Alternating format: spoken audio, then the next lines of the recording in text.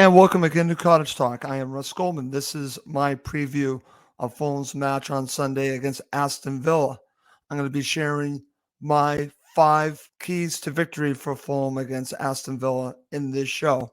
I'll also share my thoughts on the starting 11 and my prediction for this match. As always, please do subscribe on YouTube and Apple Podcasts. It does help other Fulham supporters find us. Before I get going with the preview, a couple things I want to mention. First of all, if you have not listened yet, please do check out my show where I give my reasons why I want Shahid Khan to sell Fulham Football Club. You might disagree with me. I've gotten a lot of comments. Be careful what you wish for. I get that, but I'm entitled to my opinion. I want Fulham to come first to anyone who owns Fulham Football Club. I don't feel that is the situation right now. That's one of the reasons. I give you several reasons. Please feel free to listen and disagree with me. That's what makes things go around.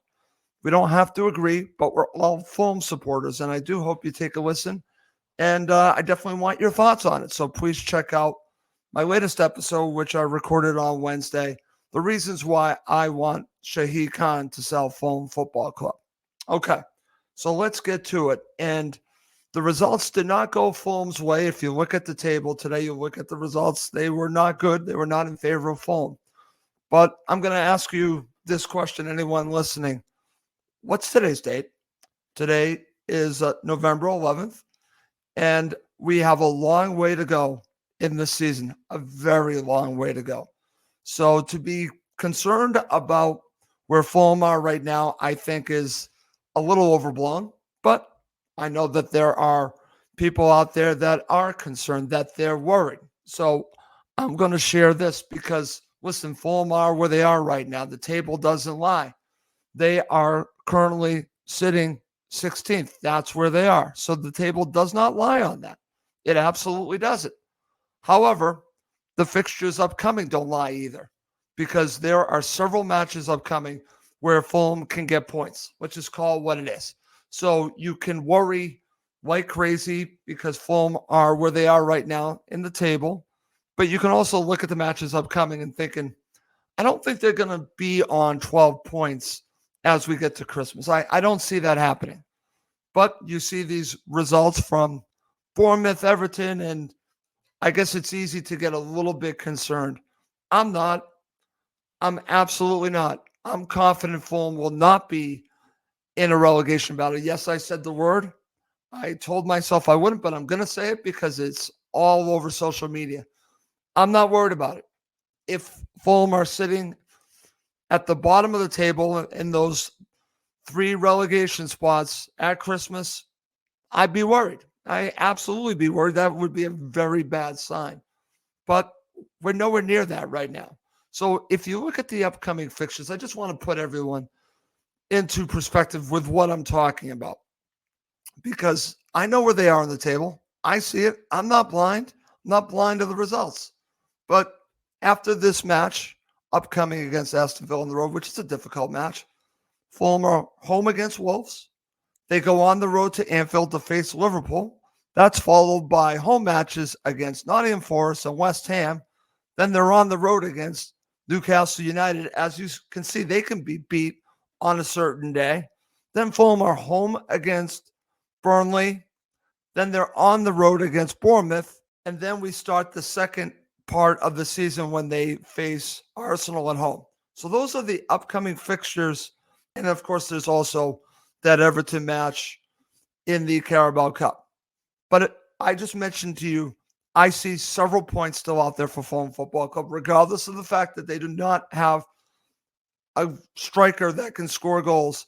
I still see points. If they already got 12 points, I'm going to say it right now, I can see at least another 12 points, maybe even more from the matches I just mentioned. So for those that are really worried about relegation, how about seeing the season halfway through before you go there? And I have a feeling Fulham are going to invest in January. They need to invest in January. They absolutely do. They need a striker. They might need a few positions. So we'll see how that all plays out. But if you want to get worried, if you want to really be worried because Fulham sits 16th right now on November 11th, and we're not even halfway through the season, I get it. I understand it. You probably are one that always gets worried that they might get relegated. I understand that. I'm not one of those people. I'm absolutely not one of those people. I'm one that is a glass probably mostly full, not even half. I'm just not worried like others. So anyways, so let's get to it. Let's go through my 5 keys to victory for Fulham against Aston Villa. Let's start with number 5. And number 5, I think, is an important one. Marco has to set Fulham up to win. Now, he always sets Fulham up to win. He never plays for a draw, and I expect to see that. But what I mean by this, he needs to get that starting 11 right. I'll share my thoughts on what I hope Marco does and what I think he's going to do coming up. But he needs to have Fulham play a certain way within his style and take advantage of the situation that Aston Villa played on Thursday. So there's a lot of things here, but the coaching battle, as I always talk about, Unai Emery is a very good coach. He does what he does. Marco Silva tends to do what he does, but I do hope he tweaks some things in this match, and I think he needs to get that starting 11 right. He needs to make the right substitutions in the second half where I think Fulham have a chance to win this match. They're not going to win it in the first half. They're not going to get up on this team. They're going to have to do it in the second half. So it's going to come down to decision-making for me, for Marco Silva, that can make a big difference in Fulham getting all 3 points. That's why that's my number 5. Number 4, and this is a big one. I was listening to a Aston Villa podcast just the other day, and they talked about basically dealing with a press. They actually deal with it. They can deal with it very well, and they press very well. So Fulham need to get that press spot on. They cannot make a mistake on this press because this is a team that counters very well. But I think that they do need to press Aston Villa, partially because of the fact that they played on Thursday. And this is in Fulham's DNA. They need to press, but they need to get that press right. They can't make a mistake on the press. So that's why that's my number 4. Number 3 deals with the press from Aston Villa, which is extremely effective. We've seen Fulham make mistakes against a team that presses. Tottenham Hotspur comes to mind. And Fulham cannot make a mistake against a press. So this is going to be where I'm looking at this. I always go back to that Liverpool match last season at Craven Cottage. Number 3 is try mixing it up instead of only playing the ball off from the back. Now, Marco is hell-bent on playing the ball off from the back. This is a team that will literally destroy that if Fulham make a mistake. So my thoughts are 2 things. Either completely bypass it by trying to just kick it long to probably Carlos Vinicius or up the sides, up the flanks. Why not try that? Just completely bypass it. Or if you're going to do it, mix it up. Don't always play the ball off from the back because I think that they're going to target Calvin Bassey. That's what I would do. I would target Calvin Bassey to make a mistake. And we've seen it. He can make those mistakes. So I would tend to mix it up. I personally might not even play the ball off in the back, but that's not going to happen in this match. I'm only dreaming to think that Marco would go back to that strategy against Liverpool last season. But that's what I'm hoping that he does, at least mixes it up and doesn't just play the ball off from the back, because I could see a mistake or 2 coming from Fulham. Okay, number 2. Do not let Fulham center backs get exposed. Now, this goes back to the pressing, but also the counterattacking, because Aston Villa are very good on the counterattack.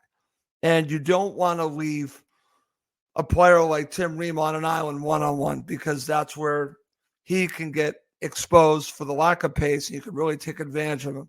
So Fulham have to be careful. They have to give a lot of help to these center backs. They really do. And like I mentioned, Calvin Bassey, who I have a lot of faith in, but he is a left-footed center back playing on the right, and there is a mistake in there if a team could take advantage of that. So I'm a little bit concerned. So Fulham need to give help to their center backs. We're talking about Paulinho. We're talking about the fullbacks. Get the F back and help your center backs. That's why that's my number 2. Coming up next is my number 1 key to victory for Fulham and my starting 11 and my prediction for the match. Okay, my number 1 key to victory is this. Wear down Aston Villa to potentially take advantage of them in the second half. What I mean by this, we saw this with Brighton. Fulham definitely wore them down in the second half. They played on Thursday. I know they played at Villa Park, but they still played. Fulham are fresh, and they'll be ready to go. So this can be a game of attrition. Tire them out. That's why I'm talking about pressing them. Make them tired in the second half to the fact that they might make a mistake. They're going to have a lot of the ball. Maybe in the second half, like that Brighton-Hove Albion match, you're going to get more of the ball. You're going to press them to make a mistake. So I think it all sets up to stay close to Aston Villa. Going into that second half, if you're close, I think Fulham have a decent chance of not just getting a point, but getting all 3 points against Aston Villa. Listen, I respect Aston Villa. I'm not buying all the hype. They might prove me wrong on Sunday. I'm not buying all the hype. I just am not. I think they're there to be had. Very good team. There are an incredible team at Villa Park. Doesn't matter. I think Fulham have more than enough to go into Villa Park and get all 3 points and shock them, shock everyone. I believe in this club. I know that they don't have a striker, but I know that they do have quality, and they have a great manager who will set them up to win. That's the way I'm looking at it.